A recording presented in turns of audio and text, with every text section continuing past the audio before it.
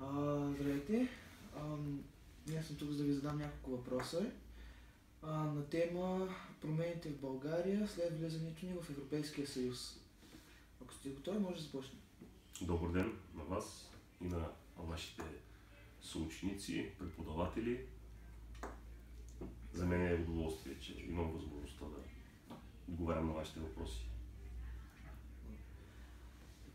Първият ми въпрос е: какви промени настъпват в нашата община след влизането ни в Европейския съюз?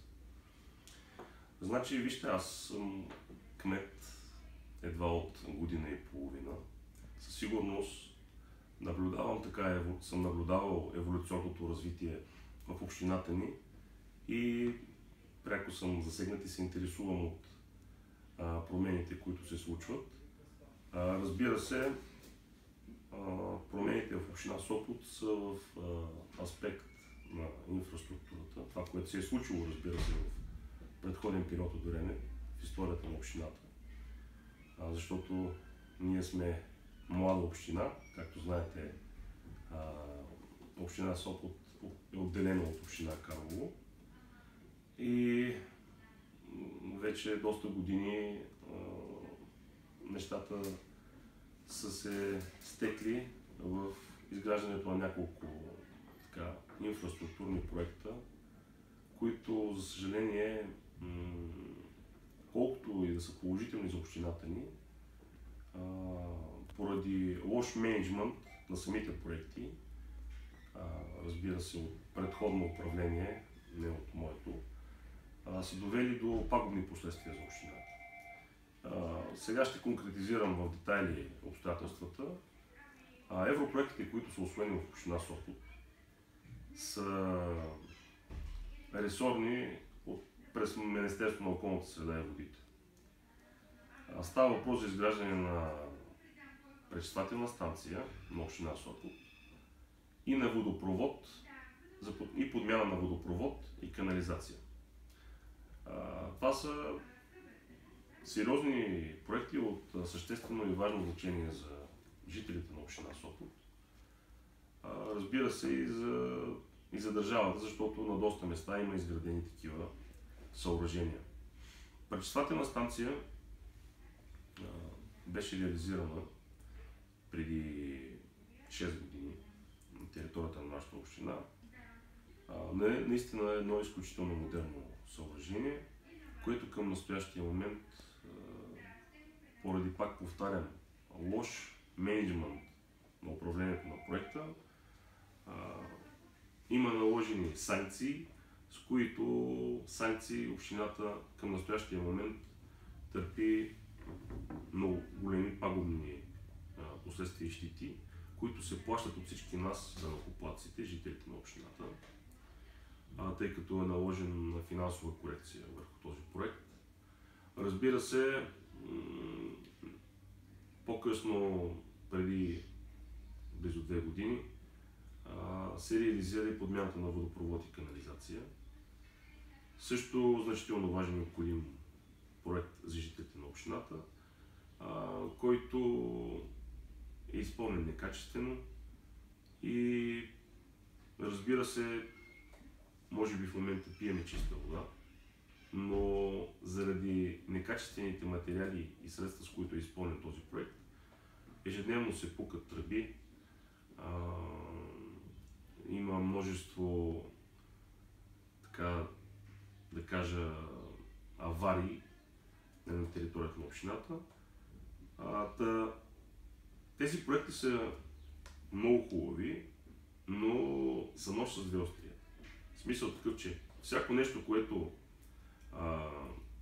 държавата и общините в частност могат да се възползват, е много добре, нали, от Европейския съюз, но всичко то след себе си води последствия и много зависи ефективността на изпълнението на тези проекти.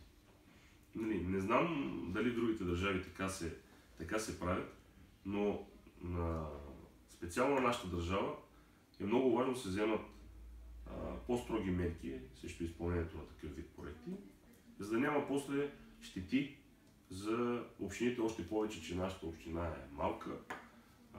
Знаете, града на Вазов възрожденска община, която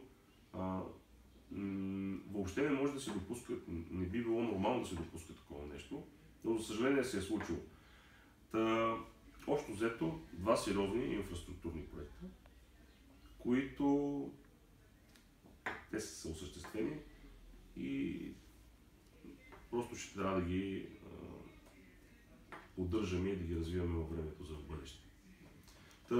Определено подкрепям помощта с европейски средства и еврофондовете, но нека всичко да бъде направено както трябва. Вие отговорихте почти изцяло и на втория ми въпрос, който беше колко и какви проекти са минали сега през общината през тези години. Третия ми въпрос е по какви проекти работите в момента за одобрение от Европейския съюз? Значи, към настоящия момент в община Сопот реализирам, на приключване съм, на реализиране на проектите за енергийна ефективност. Разбира се, те са национална програма и така доста успешно приключват към настоящия момент. Правя ги по най-атрактивния начин с цел и привличане на туризъм. Така, моя идея беше да изобразя целия род вазови, защото Сопот е известен с вазовия род основно. Имаме, разбира се, много други общественици, хора, които са допринесли за развитието на общината и заслужават почет и уважение. Но специално съм се спрял на вазовия род и след като санираме сградата, по най-добрия начин, разбира се, на калкана на самата жилищна постройка рисуваме всеки член от семейство вазови, което за мен е гордост. Това е обект на привличане на туризъм, туристическа атракция и като цяло работя по този проект. Доста от нещата, които правя в града си, ги правя с собствени средства, т.е. със средства на общината. Разбира се, аз и екипа ми, защото всяко нещо, което се случва, знаете, че кмета има администрация и смея да твърда, че имам добър екип, с който реализираме заедно общи начинания. Така че, разбира се, имаме разработени европейски проекти, които предстоят да бъдат оглеждани, тепърва спечелвани и така нататък. Но виждате в какви динамични времена живееме. Много често се сменят правителства в България, което за мен лично като кмет е неблагоприятно за държавата, за общините, защото се разпокъсва нишката, нали, на процедурите, които са стартирали и са започнали от общината към изпълнителната власт, към държавата, от местната власт към изпълнителната, но въпреки сътресенията и катаклизмите, които се получават в днешните трудни и тежки икономически времена, горе-долу успяваме да се справиме. Не са благоприятни тези постоянни избори, които са ежегодно, които се повтарят, излишни разноски на държавата, вместо с тези разноски да се стимулират общините по някакъв начин, те се дават за бюлетини и така нататък, разноски за секционни избирателни комисии. Пак казвам, заради тези катаклизми, които се случват, нещата се бавят във времето, но тепърва Сопот ще може да се наслади на много хубави неща, които предстоят. Пак казвам, не че съм против европейските фондови средства, които получаваме, но предпочитам каквото правя да го правя със собствени средства, защото по един или друг начин, понеже сме се напатили от предходни неща, по-благоприятно се случват нещата, когато се правят със собствени средства. Но тъй като общините изнемогват и нямат достатъчно средства, тогава да се възползваме от тези европейски фондове и считам, че при добро управление са много благоприятни за държавата. Каква е бъдещата перспектива на общината? По какво все още има нужда да се работи доста и в каква посока смятате да се насочите в своята работа? Вижте, общината ни е на доста добро стратегическо място в държавата. И в Европа, бих казал. България е държава, която е на кръстопътя между Европа и Азия. През нас минават всички потоци. Още повече говоря и туристически потоци, и икономически, и абсолютно всички. Сопот е един прекрасен културно-исторически град с голямо културно-историческо наследство и в момента бих казал и на много добро индустриално ниво. Тоест много добре развита икономика. Имате предвид завода, нали? Абсолютно. Значи, вазовите заводи, това са флагмана в военната индустрия и се гордея и се радвам, че са на местно ниво, че са именно в Сопот.